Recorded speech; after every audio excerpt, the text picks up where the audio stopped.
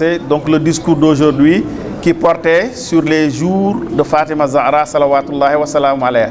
Parce que demain, donc Inch'Allah Rabbi, vendredi, sera le premier jour du mois de Jumada Sani. Et le troisième jour du mois de Jumada Sani fait partie des jours où on célèbre le martyre de Fatima Zahra salawatullahi wa salam alayha. Et le 20e jour, c'est le jour anniversaire de la naissance de Fatima à l'unanimité de tous les savants. Et qui est aussi la journée internationale de la femme musulmane. Donc aujourd'hui, nous allons seulement aborder 3 points dans la vie de Fatima. Le premier point, c'est le fait que certains se posent la question de savoir pourquoi Fatima a demandé à ce qu'on l'enterre clandestinement et qu'on cache le lieu de sa tombe. Alors la réponse c'est que Fatima salawatullahi wa salamu alayha voulait par cela amener les gens à s'interroger sur les causes de son martyre, sur ceux qui sont responsables de son martyre, et pour permettre à tout un chacun de pouvoir faire le bon choix entre les deux écoles qui existent dans l'islam. C'est l'école de la famille du prophète qui est l'école de Fatima et l'école des ennemis de la famille du prophète qui ont usurpé le khalifa, qui ont attaqué la maison de Fatima, qui l'ont blessé et qui finalement donc ont causé son martyre. Et certains se posent aussi la question de savoir pourquoi l'imam Ali, dont on connaît le courage, dont on connaît la vaillance, qui chaque fois que l'islam était en danger, se levait pour combattre, pour sauver l'islam, pourquoi il n'a pas combattu ceux qui ont attaqué sa maison? La réponse se trouve dans le fameux hadith que tous les écoles musulmanes reconnaissent, où le prophète dit: toi Ali, tu es à moi ce que Haroun était pour Moussa, à la seule différence qu'il n'y aura pas de prophète après moi. Pour bien comprendre la position de l'imam Ali, il faut revisiter le Coran pour voir qu'est-ce qui s'est passé quand le prophète Moïse a été convoqué par Dieu et qu'il a laissé la communauté à Haroun. Samiriou a pris l'or, a créé un veau d'or et a dit aux gens, aux compagnons de Moïse, que c'est ça le Dieu de Moïse. Et beaucoup de ses compagnons ont dévié pour suivre Samiriou et le veau d'or. Et ont dévié de la religion de Moussa. Et quand Aaron a voulu les remettre sur le chemin, ils l'ont attaqué et ont failli le tuer, comme le raconte le Coran, comme on le voit dans le Coran, dans plusieurs sourates, dans la sourate Taha, dans la sourate Qasas, etc. Ceci pour dire quoi? Pour dire que c'est exactement ce qui est arrivé entre le peuple de Moïse et Aaron et Moïse et Aaron. C'est exactement la même chose qui s'est passée entre la Ummah de Muhammad salawatullahi wa salam alayhi et l'imam Ali alayhi salam. L'imam Ali alayhi salam a dit que si je ne me suis pas révolté, si je n'ai pas combattu ces gens-là, c'est parce que je ne voulais pas faire quelque chose qui déstabilise la communauté de mon grand frère, le prophète Mohammed. De la même manière qu'Aaron avait dit que donc je n'ai pas voulu faire quelque chose qui déstabilise les Banu Israël. C'est pourquoi Zahra salawatullahi wa salam alayha, pour nous rappeler cela, quand elle s'est présentée au tombeau de son père, il a dit: Ya Abata, ô toi mon père, Haza Samiriou wa Ijlou. C'est Samiriou et son veau. Donc Samiriou, c'est celui qui a mis au pouvoir le calife. Et le veau d'or, c'est le calife. Parce que qu'est-ce qu'il a fait? Il a fait exactement ce que Samiriou avait fait. C'est-à-dire dévier la religion originelle de Moïse vers donc une religion, un islam qu'ils ont créé de toutes pièces. Et il dit que les gens les ont suivis, Samiriou et son veau, et ils ont laissé de côté Haroun, pour dire qu'ils ont laissé de côté l'imam Ali alayhi salam. Et l'imam Ali alayhi salam, qui était le calife désigné par Dieu, qui était garant de la sécurité et de la sauvegarde de la communauté, ne pouvait pas entrer en conflit avec ces gens, parce que le risque c'était de voir la communauté de l'islam être complètement disloquée et par conséquent gâcher complètement le travail de son grand frère, le prophète Mohammed salawatullahi wa salam alayhi. La deuxième question, c'est de savoir, par rapport à cette question, c'est pourquoi quand l'imam Ali, en respectant les instructions de Fatima, l'a enterré, il a creusé plusieurs tombeaux dans le cimetière de Baqi. C'est pourquoi les savants disent qu'il y a 3 emplacements possibles pour le tombeau de Fatima. C'est dans sa maison, c'est entre le mihrab et le minbar de la mosquée de Médine, ou bien le cimetière de Baqi. Parce que quand l'imam a terminé d'enterrer Fatima, il est allé au cimetière de Baqi et a creusé 20 tombeaux fictifs. Et là, quand Abou Bakar, Omar, les Khalid Walid se sont rués vers le cimetière de Baqi pour essayer d'ouvrir le tombeau pour savoir où se trouve Fatima, en ce moment-là, il est sorti avec sa tenue de guerre et leur a lancé un avertissement. Il leur a dit que vous savez l'histoire de mon épée Zulkhifar.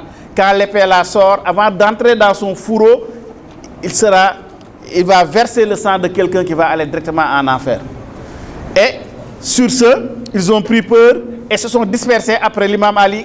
Après que l'imam Ali ait pris l'un d'entre eux qui s'aventurait vers les tombes, l'a mis à terre et a frotté son nez par terre en lui disant « Si ce n'était pas les instructions de mon grand frère, le prophète Mohammed, aujourd'hui, vous allez voir ce qui allait se passer. » Voilà comment l'histoire s'est passée. Là, le deuxième point, c'est par rapport à la promesse qu'Allah a faite pour dire que la victoire va appartenir à la famille du prophète sallallahu wa sallam. Ça, c'est le messager d'Allah qui nous a dit que Allah subhanahu wa ta'ala a pris l'engagement que s'il restait un seul jour pour la fin du monde, il allait allonger ce jour-là jusqu'à ce que se mette debout un enfant de Fatima, en l'occurrence l'imam Mahdi, qui va remplir la terre de justice et d'équité après qu'elle fut remplie d'injustice et d'oppression. Et Allah subhanahu wa ta'ala a promis que la fin dernière, wal aqibatu lil muttaqin, appartiendra aux pieux et que ces pieux-là auront pour dirigeant, pour guide l'imam Mahdi ajalallahu ta'ala farajahu sharif. C'est pourquoi quand l'imam Mahdi va réapparaître, il aura devant lui tous ceux qui ont inventé des choses dans la religion, tous ceux qui ont créé des hérésies et tous ceux qui ont refusé la wilaya de Ahlul Bayt. Mais il aura aussi contre lui des gens qui disent qu'ils acceptent la wilaya de Ahlul Bayt, mais qui au fond sont profondément ancrés dans les plaisirs mondains, de telle sorte qu'ils ne veulent pas perdre le prestige, bien qu'on les prend pour des marjas, pour des grands savants. Quand l'imam Mahdi va venir, ils vont lui dire: nous n'avons pas besoin de toi, ô toi, le fils de Fatima. Pour vous dire que donc c'est Fatima qui revient toujours, parce que c'est Fatima qui est le secret de Ahlul Bayt, qui est le secret de la création divine, qui est le secret de son père Mohammed sallallahu wa sallam alayhi. C'est pourquoi le prophète avait dit: Fatima est une partie de moi, celui qui la met en colère me met en colère, et celui qui me met en colère met en colère Dieu. C'est ce que Allah même répète dans la sourate Fatiha quand ils disent Allazina an'amta alayhim, siratal lazina an'amta alayhim. Il dit que la voie droite, c'est la voie de ceux que Dieu a agréés. Ghayril maghdubi alayhim, non la voie de ceux qui encourent la colère divine. Et le prophète a dit que celui qui met Fatima en colère me met en colère, et celui qui me met en colère encourt la colère divine. Donc ceux qui vont encourir la colère divine le jour du jugement dernier, c'est ceux qui ont été contre Fatima, ceux qui l'ont attaqué sa maison, ont tué son mari, ont tué son père, ont tué ses enfants et ont perverti la religion en créant des hérésies. C'est pourquoi le dernier point, c'est la position sublime de Fatima Zahra le jour du jugement dernier. Les royaumes nous racontent que le jour du jugement dernier, Fatima salawatullahi wa sallam alayha va venir. Et à un moment, on va dire à tout le monde de baisser les regards. Une voix va crier: baissez vos regards, Fatima Zahra, la fille du prophète, arrive. Et quand il arrivera au lieu du jugement, escorté par 70 000 anges, il va présenter la chemise tachée de sang de l'imam Hussein devant le juge suprême pour lui dire: mon Dieu, je viens porter plainte contre ceux qui ont tué mon fils, ceux qui ont versé son sang, ceux qui leur ont préparé le terrain, ceux qui ont attaqué ma maison, ceux qui ont tué mon mari et ceux qui ont perpétué les assassinats contre mes enfants et qui ont perverti la religion. Ces gens-là, je porte plainte contre eux et Dieu va les extirper et les mener directement en enfer. Mais Fatima salawatullahi wa sallam alayha va dire aussi: mon Seigneur, je te prie de mettre tout de suite au paradis sans jugement tous ceux qui nous ont aimés, nous les Ahlul Bayt, qui nous ont suivis, qui ont souffert pour nous, qui ont montré de la tristesse pour notre malheur. Je vous prie, Allah subhanahu, de les mettre directement au paradis sans jugement, et ces gens-là vont aller au paradis sans jugement directement. C'est pourquoi Fatima salawatullahi wa sallam alayha est réellement celle qui va séparer ceux qui vont aller au paradis et ceux qui vont aller au paradis et ceux qui vont aller en enfer. Parce que même l'imam Ali, même ceux qui sont contre Ahlul Bayt, ils considèrent l'imam Ali comme leur quatrième calife. Et il le cite souvent. Mais vous ne les voyez jamais citer ou bien parler de Fatima Zahra salawatullahi wa salamu alayhi. Ils ont fait donc, comment on dit encore, un blackout total sur Fatima et ses enfants.